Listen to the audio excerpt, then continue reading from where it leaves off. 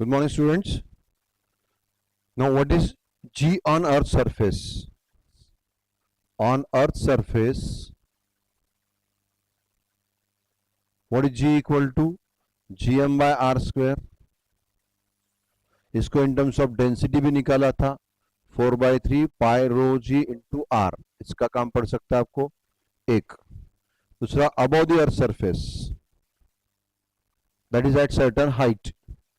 वो हाइट कितनी है उस पर भी डिपेंड करेगा. H more than 64 kilometre. At that time GH equal to GM upon R plus H whole square आया था. और अगर H लेस देन और इक्वल टू 64 किलोमीटर है तो यहां आया था GH equal to 1 minus twice H by R into G. ये फॉर्मूला आया था. देन अबाउट यहां आपने रिलेशन भी निकाला था. ये एक्चुअली रिलेशन ही है दोनों का. यहां GH अपॉन G का रिलेशन भी निकाला था. वो रिलेशन क्या था? वो रिलेशन था R upon R plus H whole square like this. ये फार्मूले हमने कल पढ़े. यहां परसेंटेज चेंज इन G का फार्मूला भी डायरेक्ट आता है. That is twice H by R into 100. ये कल का जितना पार्ट पढ़ा था उसकी एक तरह से समरी हो गई. फिर height H equal to R, 4R, 9R, इसके आंसर्स.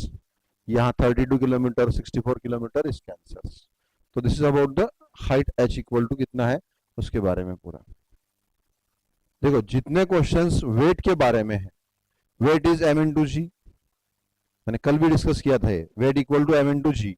अगर आपका वेट कम होता है बिना क्वांटिटी ऑफ मैटर मतलब मास कम किए तो मतलब क्या चेंज होना? जी. जैसे अर्थ पे मैंने बोला था इक्वेटर पे, पोल पे अपने आप आपका वेट कम ज्यादा होगा. इक्वेटर पे कम भरेगा, पोल पे ज्यादा भरेगा.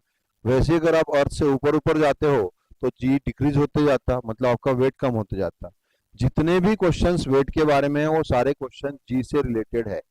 अब अगर ऐसा पूछा कि at what height above the earth surface weight of body decrease by 50%, weight of body decrease by 50%, वही होगा जहां GH डिक्रीज बाय 50%.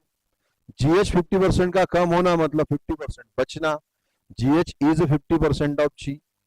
मैं आपको एक क्वेश्चन सॉल्व करके देता कि at what height above the earth surface weight of body become 4/9 times of its weight on earth.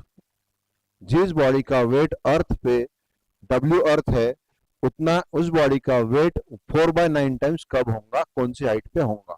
ये हाइट आपको निकालनी है. और weight at the height is nothing but m into GH and weight on the earth surface is m into G.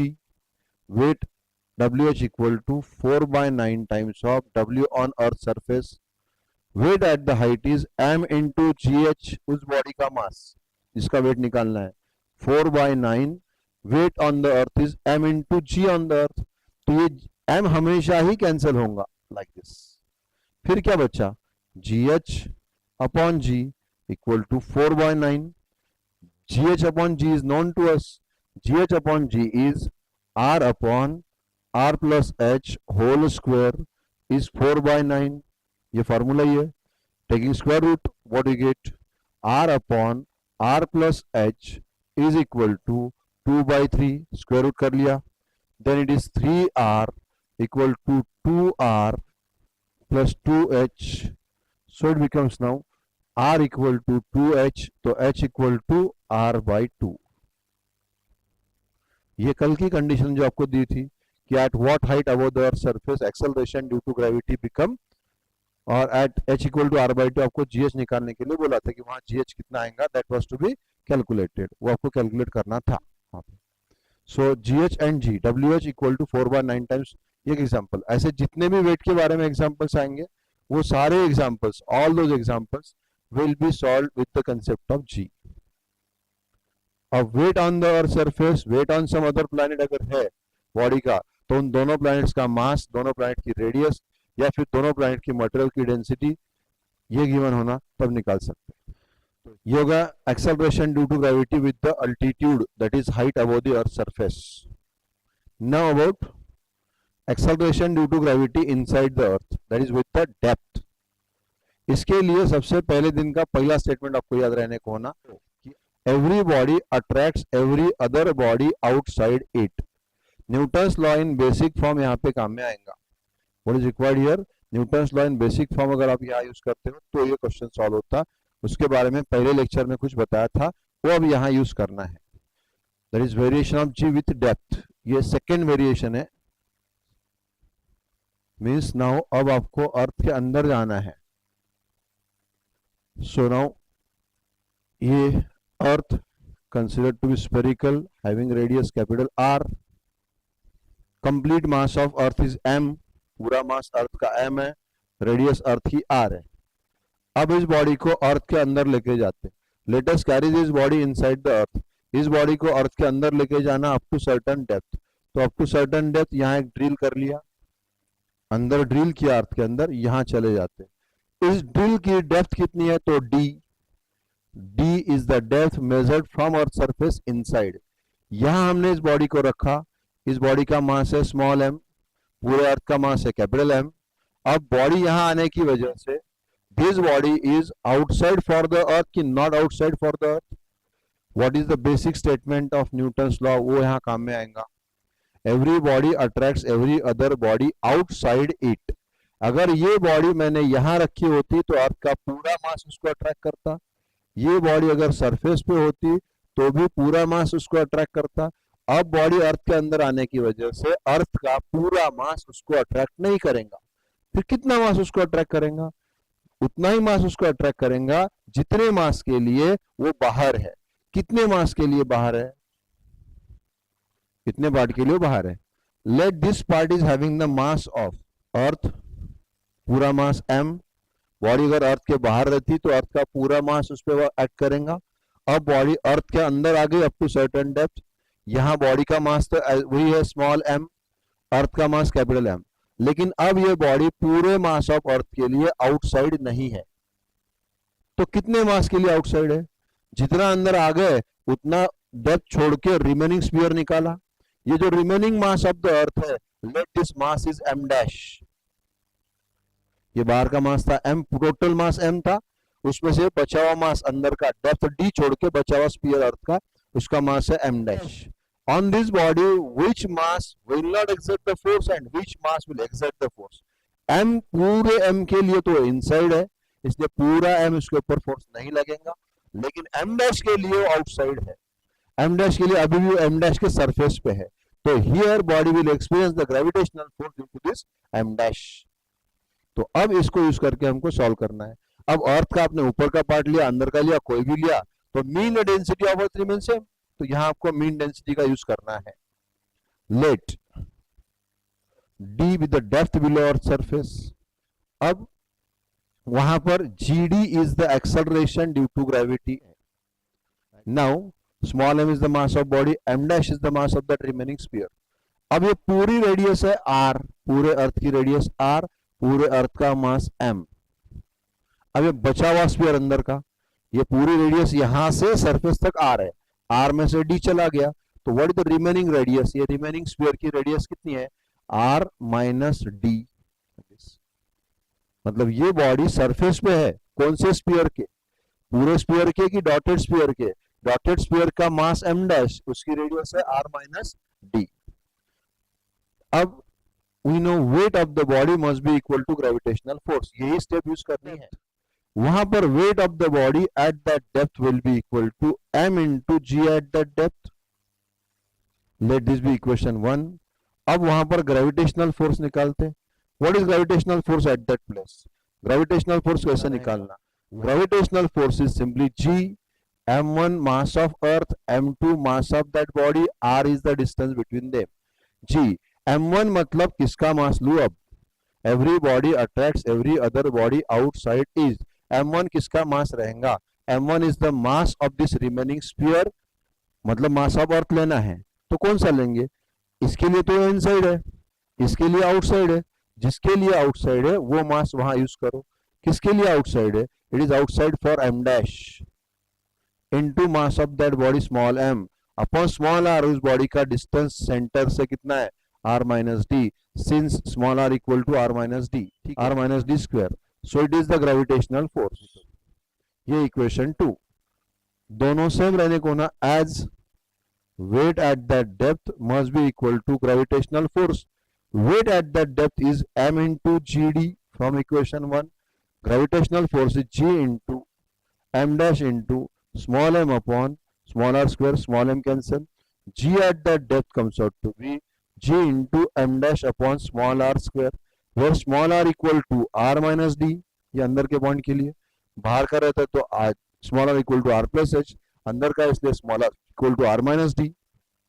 So it becomes now gd equal to g into m dash upon r minus d whole square. लेकिन ऐसे form में formula आपको book में पढ़ने को नहीं मिलेगा, density के टर्म में पढ़ने को मिलेगा. Let us convert this formula in terms of density now. Let rho with the mean density of earth. What is rho for? Mean density of earth. मतलब all over same रहेंगी. Density rho is nothing but total mass, total volume. ये पहले दिन बताया था मैंने, पूरा मास पूरा वॉल्यूम. अगर अर्थ का पूरा मास सोचना है तो पूरे मास का वॉल्यूम लेना पड़ेगा. पार्ट ऑफ द मास है तो उतने का वॉल्यूम लेना पड़ेगा, जितना मास उसका वॉल्यूम, लेकिन density remain constant. So it is m dash upon v. पूरा मास m था, पूरा वॉल्यूम v था. अब अंदर का जो पार्ट है उसका मास है m डैश, तो उसका वॉल्यूम भी है v डैश. तो अभी आपको किसकी जरूरत है? m डैश की जरूरत है. तो what will be m dash equal to? Hence m dash equal to rho into v dash. v dash मतलब अंदर का बचा हुआ स्फीयर, उसका वॉल्यूम. स्फीयर का वॉल्यूम होता है 4/3 पाई इनटू रेडियस का क्यूब. उसकी रेडियस कितनी है? जो अंदर का स्फीयर है उसकी रेडियस कितनी है? r minus D. तो what will be m dash equal to? So m dash equal to rho into 4/3 pi r cube. r मतलब उस स्फीयर की रेडियस जिसका मास निकालना है, अंदर का डॉटेड स्फीयर का मास निकालना है, उसकी रेडियस कितनी है? तो r minus d उसका cube. Let us replace this value here. Let this be equation 3. Now putting in equation 3, इस वैल्यू को वहां रखते, अब क्या होता देखते हैं. So gd equal to g upon r minus d whole square into m dash था. m डैश क्या आया? Rho into 4/3 pi in bracket r minus d cube. r minus D square, r minus d cube, एक r minus d बचेगा. So g at that depth is nothing but 4/3 pi rho g in bracket r minus D. ये आ गया g at certain depth का formula. तो g at certain depth is given by 4/3 pi rho g in bracket r minus D. So G at certain height निकाला, G at certain depth भी निकाला. ये formula आपको काम में आएगा. ये जो लिखा था, ये जो आया था, ये काम में नहीं आएगा. ये आपको पढ़ने को भी नहीं मिलेगा बुक्स में कोई, लेकिन एक्चुअल डेरिवेशन इसका ऐसा है. अभी इस रिजल्ट का आपको काम है. ये जो रिजल्ट आया G D equal to 4/3 pi rho G in bracket R minus D, इसका आपको काम, इसका भी यूज करना है वेरिएशन पढ़ने के लिए. चलो अब relation between g d and g निकालते हैं. अब on earth surface, above the earth surface, तीनों फार्मूले में एक बार लिखता हूं यहाँ पे. हाँ, on earth surface, above the earth surface. On earth surface क्या है? Acceleration due to gravity. On surface g equal to gm by R square. इसी को इन टर्म्स ऑफ डेंसिटी निकाला था, 4/3 pi rho g into R. Above the earth surface, above में दो फार्मूले आए थे. लार्ज हाइट्स के लिए फार्मूला आया था, अगर हाइट बहुत ज्यादा है तो h is more than 64 kilometre है, तो इसके लिए फार्मूला आया था GH equal to GM upon small r square और GM अपॉन r plus h whole square. और अगर हाइट कम है, if h is less than 64 kilometre, less than और equal to 64 kilo, GH was equal to, कितना आया था GH इसके लिए? GH was equal to 1 minus twice h by r into जी. अभी जो निकाला वो इनसाइड द अर्थ का निकाला, डेप्थ d. तो यहाँ पर g एट सर्टेन डेप्थ कितना आता? g एट सर्टेन डेप्थ आया था 4/3 पाई रो जी. ये और दो ही फार्मूले याद रखना, r minus D. On the earth surface r, अंदर गए तो r माइनस डी. ये दो फार्मूले रिलेट करने आपको. अभी हमने रिलेशंस भी निकाले थे, GH एंड g का रिलेशन निकाला. h अगर मोर देन 64 किलोमीटर है तो इसको यूज करना था, was r upon r plus h whole square. वही अगर h less than 64 किलोमीटर या इक्वल टू है, तो GH अपॉन जी वही फार्मूला है, तो GH upon G 1 minus twice H by R था, लेकिन ये अप्रोक्सीमेट फार्मूला था, इसमें कुछ निगलेक्ट किया था। अब इनसाइड द अर्थ गए, इनसाइड द अर्थ गए तो GD अपॉन जी अभी भी निकाल सकते, अभी आगे निकालेंगे इन दोनों का। GD अपॉन जी अभी बता दो, देख के GD अपॉन जी ये छोड़ दो, GD upon G 4/3 pi rho G, 4/3 cancel, बचा क्या R minus D upon R, R minus D upon R, R minus D upon R, और 1 माइनस डी बाय आर, ये 1 minus twice H by R, ये 1 minus D by R. ये अभी तक के सारे फार्मूले एक डायग्राम पे आ गए। अभी एक रिलेशन और निकाल लेते, relation between G and GD। G on earth surface is GM by R, इसी को 4/3 pi rho G into R, and GD equal to 4/3 pi rho G in bracket R minus d. करो divide, GD divided by G equal to 4/3 pi rho G R minus D upon 4/3 pi rho G into R, ये सब cancel, R बचेगा सिर्फ। So GD upon G equal to R minus D upon R। So GD upon G equal to, so GD upon G equal to what? R upon R minus D upon R. So GD upon G equal to 1 minus D by R. So GD equal to 1 minus D by R into G. GD equal to what? 1 minus D by R into G. ये आ गया आपका GD in terms of G. Acceleration due to gravity in terms of G on earth surface। तो दोनों इस तरह से आप निकाल सकते हैं। अब परसेंटेज चेंज इन जी निकालना है, कल जैसे एक फार्मूला निकाला था वैसे इसको निकाल सकते हैं। So GD equal to 1 minus D by R into g, बरोबर GD equal to G minus D by R into g. So now it becomes d by R into g equal to G minus GD. G minus GD is the change in G. So D by R equal to G minus GD upon G. मतलब change in G with the depth upon initial value of G, ये आ गया D by R into 100 करो दोनों तरफ, D by R into 100 equal to percent change in G with the depth upon G into 100. Change upon initial into 100 is the percentage change. Hence percentage change in G, percentage change in G with the depth is nothing but D by R into 100. अब depth कितनी है, how much is the depth, large है small है कितनी भी हो, यहाँ पर कुछ अप्रोक्सीमेशन नहीं था, यहाँ कुछ छोड़ नहीं दिया था, जैसे वहां पर हाइयर पावर छोड़ दिए थे, यहाँ कोई पार्ट नहीं छोड़ा, सारे पार्ट कंसिडर किए हुए, तो एग्जैक्ट फार्मूला हो गया। Now let us find for some depths, कुछ डेप्थ के लिए निकालना शुरू कर देते। For example if D equal to 32 kilometre, अर्थ के अंदर गए हम, कितने गए 32 किलोमीटर अंदर गए, तो if D equal to 32 kilometre, यहाँ रखो 32 किलोमीटर, R है 6400 kilometre, percentage change in G with the depth कितना आएगा, D is 32 upon 6400 into 100, D by R into 100, ये फार्मूला यूज किया, कितना आया, percentage change in G with the depth कितना आया, आधा परसेंट डिक्रीज, मतलब if depth equal to 32 kilometre G decrease by 0.5%, आधा परसेंट से कम होता है, मतलब कितना परसेंट बचेगा, रिमेन्स हाउ मच, तो 99.5%, डिक्रीज बाय 0.5%, मतलब रिमेनिंग हाउ मच 99.5%। ऐसे ही 64 किलोमीटर के लिए निकाल सकते, if D equal to, second example, if D equal to 64 kilometre, percentage change in G का फॉर्मूला क्या है, D by R into 100। Third example if D equal to 128 kilometre अगर है तो फिर परसेंटेज चेंज इन G निकालो, आपको कितना आता, तो D by R into 100। 64 kilometre के लिए आया 1%, इसके लिए आया 2%, आया क्या, percentage change in G with the depth 1% decrease, 1% कम हो गया, 99% रहेगा। यहां पर percentage change in G with the depth are 2% कम होना मतलब 98% बचना।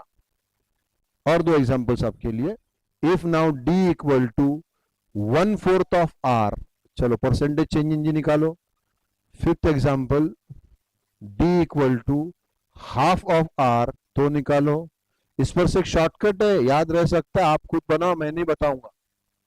1/2 r, 2-3 एग्जांपल सॉल्व करेंगे तो शॉर्टकट याद रहेंगे आप लोगों के, डायरेक्ट आंसर निकल सकता है। Sixth, d equal to 3/4 of r है, तो निकालो। अब लिख लो सिर्फ इनको, बाद में कर लेना। 1/4 ऑफ r है, मैं अभी बता देता। डेप्थ 1/4 है, डेप्थ अगर 1/4 है तो g 1/4 से कम होता, 3/4 बचता। डेप्थ हाफ है तो g हाफ कम होता, हाफ बचता। डेप्थ 3/4 है तो 3/4 से कम होता, 1/4 रहता। एक लास्ट एग्जांपल आपको अभी करना है। If d equal to r, इसका मतलब क्या?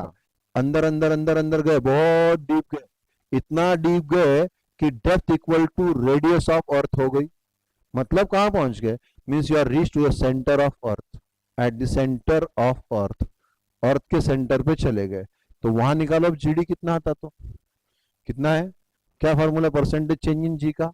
Percentage change in G is D by R into 100। D itself is R, R by R into 100। तो परसेंटेज चेंज इन जी आया 100%। 100% से कम हो जाएगा। 100% कम हो गया मतलब बचा कितना? 100% चला गया, तो remaining how much? Hence G at the centre is how much? 0। ये बताया चेंज से। इसी को हम जीडी के फॉर्मूले से निकालते, और इसी 0 को लाने के लिए G D equal to 4/3 pi rho G in bracket r minus D at centre of earth. What is d equal to?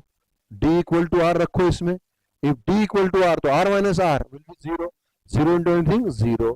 g at the depth is 0। कब लेकिन? At centre become 0। So at the center of earth, acceleration due to gravity is always how much? 0. So this was g at different points inside the earth. फिर से g का question मतलब wait का question. Question about g is nothing but the question about the weight. तो wait और g आप इनको relate कर सकते हैं इसी। तो अब आप अर्थ के सेंटर पे चले गए सपोज, तो वहां आपका वेट कितना रहेगा? Eight the centre of earth g तो 0 है, g 0 है, इसका मतलब आपका वेट वहां पर कितना होने वाला है?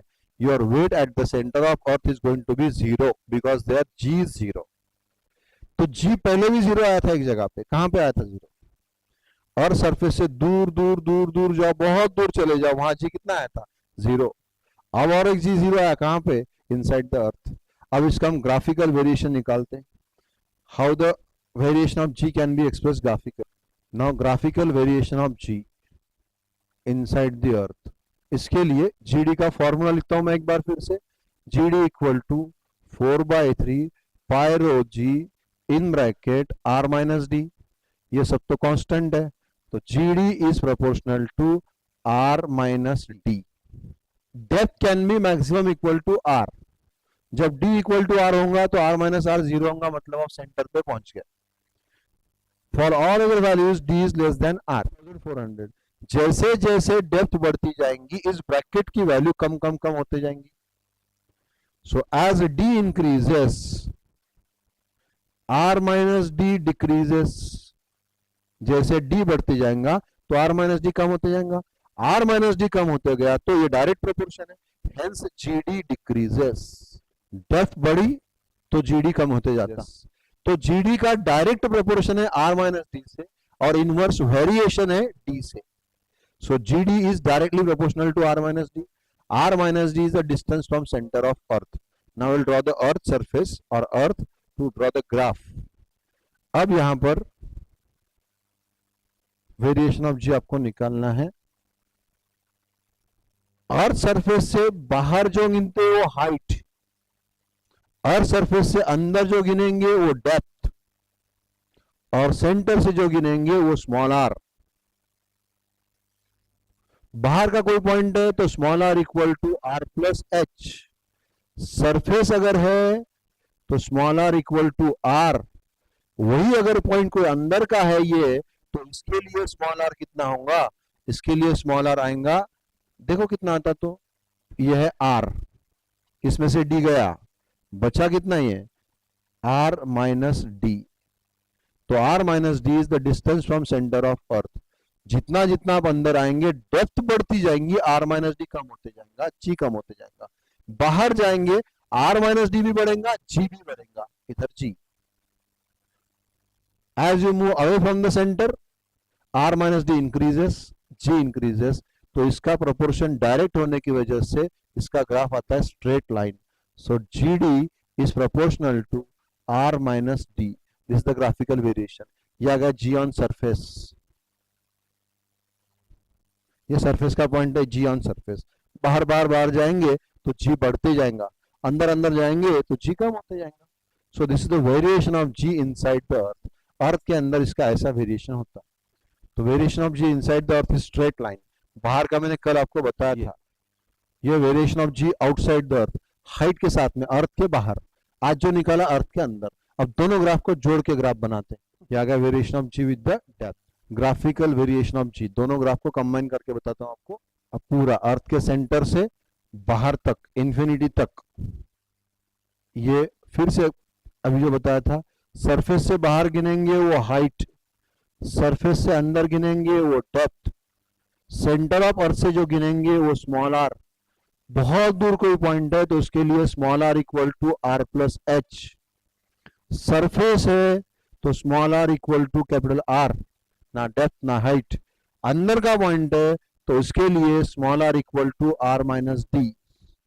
अब सरफेस के बाहर ये रहा सरफेस, ये रहा जी एट द सरफेस। बाहर जाओ with the height inversely to R square. G H का फॉर्मूला जो है, what is G H equal to G M by small R square, like this. G H inversely to R square. बाहर आता है parabolic curve. अंदर का जो part था वो स्ट्रेट लाइन अभी अभी निकाला था, ये स्ट्रेट लाइन। यहां g d proportional to are minus d. जितना सेंटर की तरफ जाएंगे जी कम कम होते जाएगा। ये रहा सेंटर, जी एट सेंटर कितना आया था, 0। G at the centre of earth कितना आएगा, 0। अब सेंटर से दूर निकलो, चलो सरफेस की तरफ, तो जी बढ़ते जाता, जी ऑन सरफेस मैक्सिमम हो गया। अब सरफेस से भी बाहर देखो, सेंटर से दूर दूर जा रहे, जी बढ़ते गया, आगे सरफेस से आगे जा रहे, हाइट शुरू हो गई, हाइट बढ़ते गई, जी और कम होते गया। लेकिन एट सम पॉइंट अगेन, मैं इसको डॉटेड निकाल रहा हूं, एट सम पॉइंट जहां आर इक्वल टू इंफिनिटी होगा, ये कर्व आके इसको टच हो जाएगा। टच हो जाएगा मतलब वहां जीएच कितना हो गया, 0। तो जी कहां कहां 0 है, जी दो जगह 0 हो सकता है, आइदर एट द इंफिनिटी और एट द सेंटर ऑफ अर्थ। दोनों जगह पे जी कितना है, 0। और मैक्सिमम कहां है, तो सरफेस पे। आप अर्थ के सेंटर से दूर आओ या अर्थ के सरफेस से दूर जाओ, सरफेस से दूर जाओ, आइदर टुवर्ड सेंटर और आउटसाइड द अर्थ, जी कम होते जाता। मतलब जी की वैल्यू मैक्सिमम पॉसिबल कहां होती है, at the surface of earth. Means g decreases with either increase in height or increase in depth, and value of g is maximum at the surface of earth, and it is 0 at the two places. Which two places? Either at the center of earth or at the infinity. So this is about the acceleration due to gravity variation. Total अंदर बाहर सब कुछ आ गया इसमें। हम इसको spear consider करते, solid spear है। अब आपके लिए क्वेश्चन, अगर ये हॉलो स्फीयर होता तो क्या, अर्थ एक हॉलो स्फीयर होता, अंदर से खाली बिल्कुल नारियल जैसा, जी कितना रहता, आप इसके ऊपर सोच के रखो। इसके ऊपर क्वेश्चन आपको मुझे बताने, आंसर बताने हैं। तो if it is hollow sphere, अगर ये हॉलो स्फीयर है तो कैसा वेरिएशन होता। तो this was the variation of g with the depth, with the height, small height, large height, दोनों हो गए। जो मैंने बताया था कि weight at the depth should be equal to weight at the height. तो हाइट कितनी है ये आपको कैलकुलेट करके बतानी है। What will be the height. जिन्होंने कल के होमवर्क किए होंगे उनका आंसर आ गया, अभी अभी आंसर आ गया उनका। कल के जीएच के वेरिएशन में का लास्ट क्वेश्चन जो था वो इसका आंसर है। देखो कौन सा था कल का लास्ट। जिन्होंने नोटबुक अपडेट किए होंगे उनके पास रेडी है, नोटबुक अपडेट नहीं किया उनके पास रेडी नहीं है ये पूरा। सो ये d इक्वल टू, ये क्वेश्चन है आपको दिया मैंने, एक मैंने आपको 20 किलोमीटर का क्वेश्चन दिया, 20 किलोमीटर, ये दूसरा क्वेश्चन था एक्चुअली।